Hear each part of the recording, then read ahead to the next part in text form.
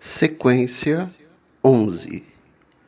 Quando o diretor se calou, os alunos romperam em aplausos.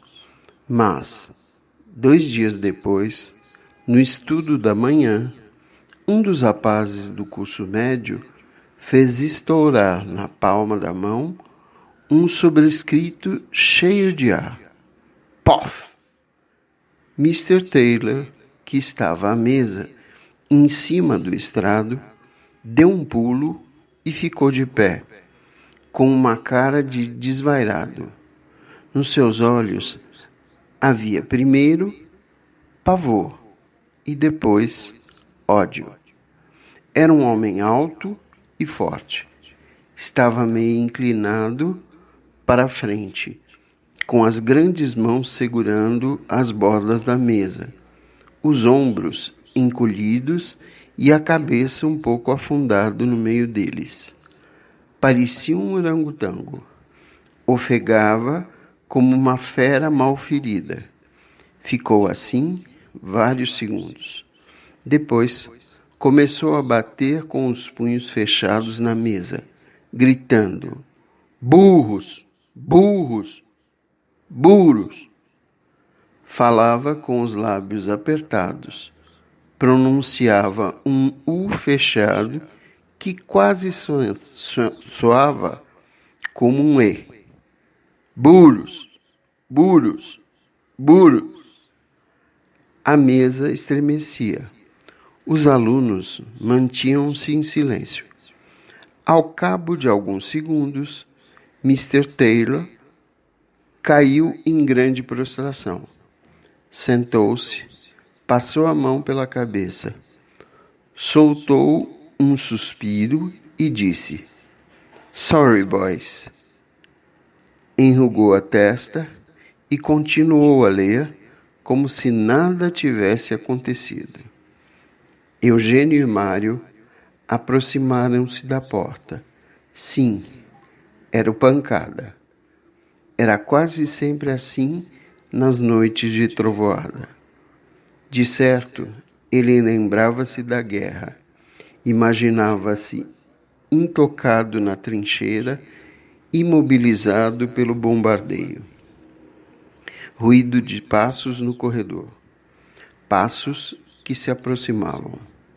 Com o rosto quase colado à porta, os 2 rapazes sentiram Mr. Taylor passar. Ficaram horrorizados ao ouvir a respiração dele, que parecia o resfolegar de uma fera coçada, quase um gemido de estertor. Os passos afastaram-se, tornando-se mais rápidos na escada. Curto silêncio. Depois, a batida da porta. Mário atravessou o quarto e abriu a janela. "Venha ver, Genoca." Eugênio foi. Olhou para baixo, por cima do ombro do amigo. "Onde?" "Perto do portão." Quando o primeiro relâmpago clareou a noite, Eugênio viu Mr. Taylor abrindo o portão. Outro clarão.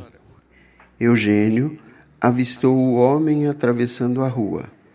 Novo relâmpago. Mr. Taylor corria na direção do campo de desportos. Com a imaginação, Eugênio viu o professor fardado como um soldado americano. Lembrou-se de fitas de guerra. Viu-lhe o capacete rebrilhar à luz dos relâmpagos. Mr. Taylor corria de baioneta calada. Era a última carga. Ele ia sozinho, correndo pelo campo. De certo, investia contra a trovoada, contra a tempestade. "Tomara que um raio caia nele na cabeça desse estupor", disse Mário. Eugênio ficou calado. Gostava de Mr. Taylor. Tinha pena dele. Era dos poucos amigos que o americano tinha entre os estudantes. Eugênio via nele uma espécie de aliado. Mr. Taylor não era também um humilhado? No internato, os outros mal o toleravam. Não estava ali por favor? Não era um solicitário? Tudo isso o aproximava do estrangeiro. Mr. Taylor não levou muito tempo a compreender a simpatia do rapaz. Retribuía, fazendo-lhe confidências. E numa noite de profunda depressão, sentado nos degraus do pórtico do edifício, contara-lhe o seu segredo. Sentia-se perdido. Havia uma coisa que não podia esquecer. Tinha na vida um fantasma que o perseguia por toda parte, até quando ele dormia.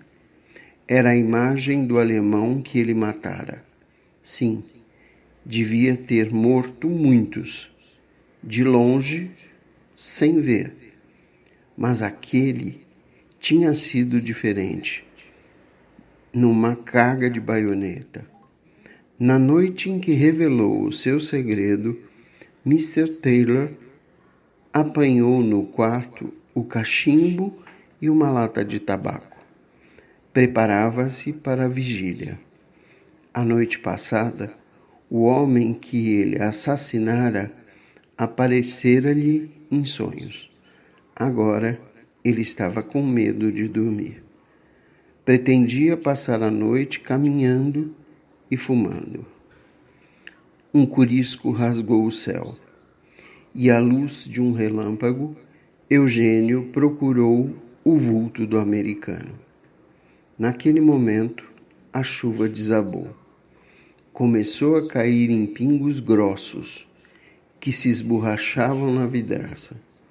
Eugênio esqueceu pancada e ficou ouvindo a música macia da chuva. Aos poucos, uma sensação de alívio e bem-estar invadiu-lhe o corpo. Estendeu-se na cama, pensando em Margaret. Sentia-se a seu lado. Adormeceu, beijando-lhe os cabelos. A chuva era fresca e boa, como a sua amada. Quem primeiro encontrou o cadáver no outro dia foi o preto Bernardo, jardineiro do colégio. O corpo de Mr. Taylor estava estendido de borco no meio do campo, completamente encharcado e frio. O revólver, com uma detonada, achava-se perto da mão direita do suicida. A bala tinha-lhe atravessado o peito e o médico que examinou o cadáver declarou que a morte devia ter sido instantânea. O colégio agitou-se naquele dia. O reverendo Parker estava aniquilado. Aquele suicídio, além de ser em si um ato horrível, contrário às leis divinas, podia também, de certo modo, manchar a reputação do colégio. O corpo de Mark Taylor foi velado no salão nobre do Columbia College. Eugênio viu entamparem Mr. Taylor numa carreira do cemitério. Teve a estranha impressão de que nem ali ele encontraria paz. Nas noites em que cá fora a trovoada estalasse, lembrando dos bombardeios da guerra. E nos meses que se seguiram, muitas noites, o fantasma de Mr. Taylor apareceu nos sonhos de Eugênio. Eugênio olha a paisagem. Montes de feno à beira da estrada. Montanhas azuladas ao longe. Lagoa, plantação de eucaliptos, bangalô cor-de-rosa, mulher à janela, homem no jardim, pijama listrado, chapéu de palha, regando as flores. Tudo rápido, fugindo. Sequência 12. Eugênio pensa nas suas relações com Eunice. Ao cabo de pouco mais de 3 anos de vida matrimonial, descobriram o grave erro que haviam cometido. Não tem nada de comum. Ele vira nela a sua carreira, a oportunidade de fugir da luta sem glória, dos subúrbios e do anonimato. Não se conformava com a ideia de ser médico de gente pobre. Queria ter consultório num bom edifício do centro, automóvel, muitos livros. Amava o conforto, buscava a paz, ansiava por se libertar da pobreza que assombrara a vida de toda a sua família. No fim de contas, casando com Eunice, não fizera nenhum sacrifício. Ela era atraente. Ele chegara até a andar iludido por algum tempo, julgando amá-la. O que lhe parecer amor não passara de curiosidade, de simples desejo animal de posse. Passaram grandes cartazes de propaganda. Marcos, um caminhão enorme, o alto atravessa uma ponte. Eugênio pensa em Olívia. E ao lado dela, vê agora uma criança que lhe sorri. Ana Maria. Como pôde passar todo esse tempo sem pensar nela? A minha filha, balbucia ele num desfalecimento, como quem acaba de fazer uma suave descoberta. Se Olívia morrer, que será de Ana Maria? Eugênio passa a mão pelo rosto, que num frio suor inunda. Quando naquela tarde, ao sair da faculdade de medicina, o Alcebiades se aproximou dele e lhe tomou o braço com intimidade, Eugênio sentiu um grande contentamento.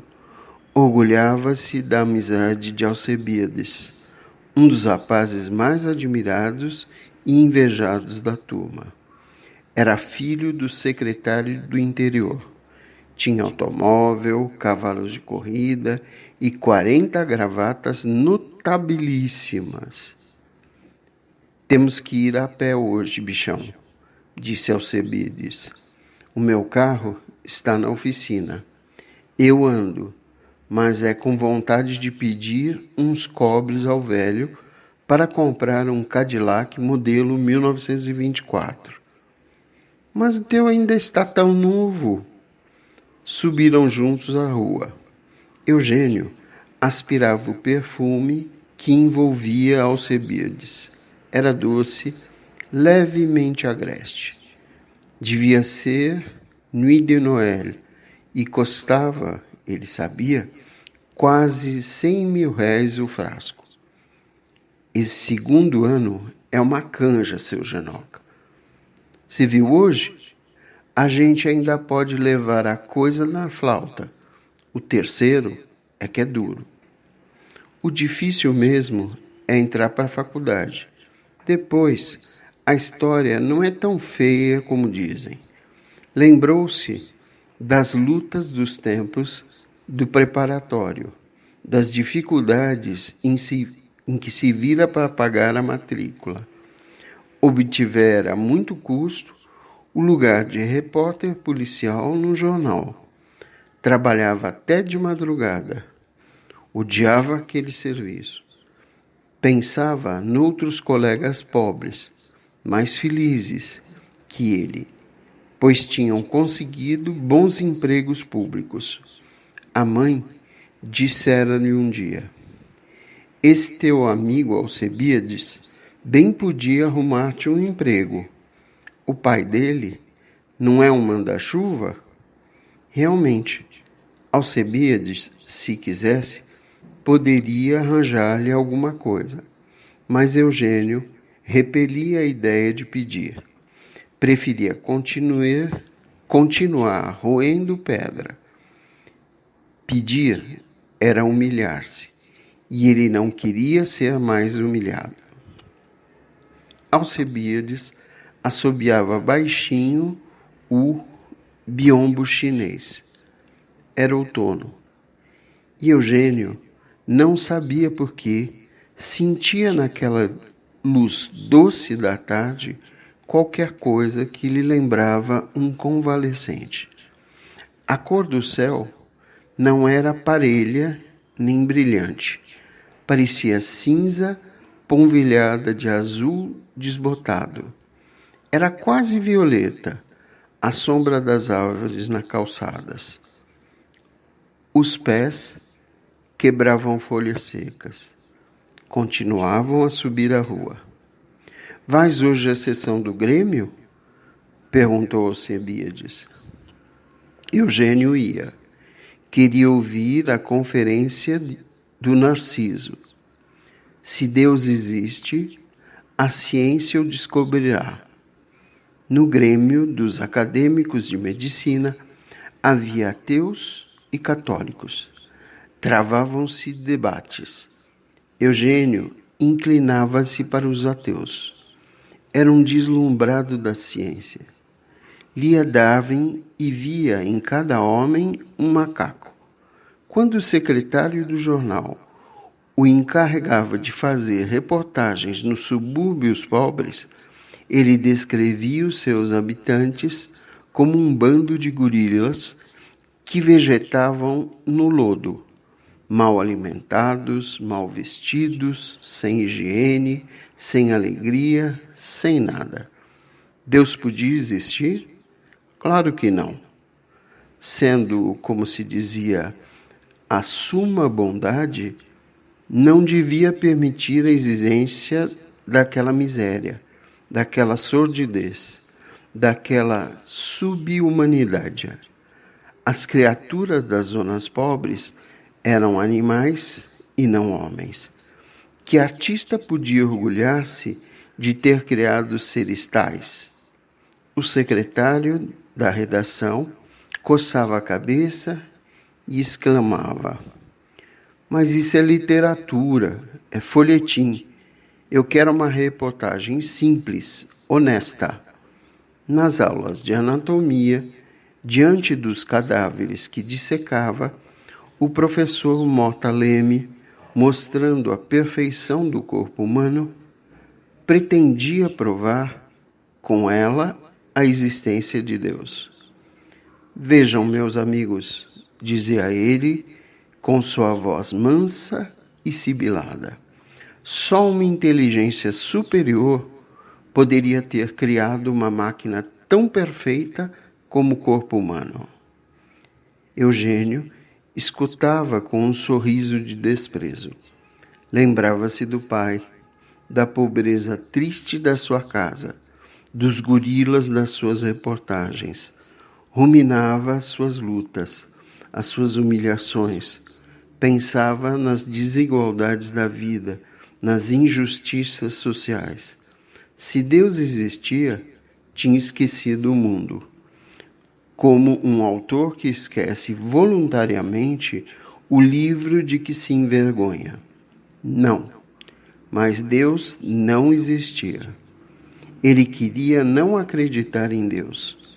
Além do mais, achava uma certa beleza no ateísmo, mas vinham-lhe momentos de dúvida. Era quando lhe parecia vislumbrar Deus através das suas impressões de beleza ou de pavor. Quando se comovia ouvindo um trecho de boa música ou lendo uma história de abnegação, de bondade, ele reconciliava-se com a vida e inclinava-se a aceitar, ou pelo menos a procurar Deus. Nas noites de tempestade, quando lhe voltava a velha aflição, com a cabeça tonta de sono e daquele inexplicável pavor, Eugênio entregava-se a Deus. Mal raiava o dia, mal revia o sol e sentia a volta da calma. Eugênio ria dos pavores da noite, mas a ideia de Deus ainda estava dentro dele, como uma melodia longínqua. Lendo A Vida de Pasteur, ele comovia-se até as lágrimas e não compreendia como é que aquele homem excepcional, quanto mais as suas descobertas o levavam para o materialismo, mais se aproximava de Deus. Fora ainda, lendo a história dos grandes benfeitores da humanidade, que Eugênio decidira estudar medicina. Havia, no entanto, outra razão mais poderosa do que essa. Desde menino, impressionara-se com o sofrimento do pai e com a figura do Dr. Seixas, um médico que se sacrificava pelos pobres, que era ele mesmo um pobre, pois, aos 40 e vários anos, não tinha automóvel, não possuía um tostão de seu, vivia crivado de dívidas e atormentado por compromissos de dinheiro desde os tempos de estudante. O Dr. Seixas tinha inventado nenhum soro, não havia descoberto nenhum micróbio, mas era, à sua maneira, um benfeitor da humanidade.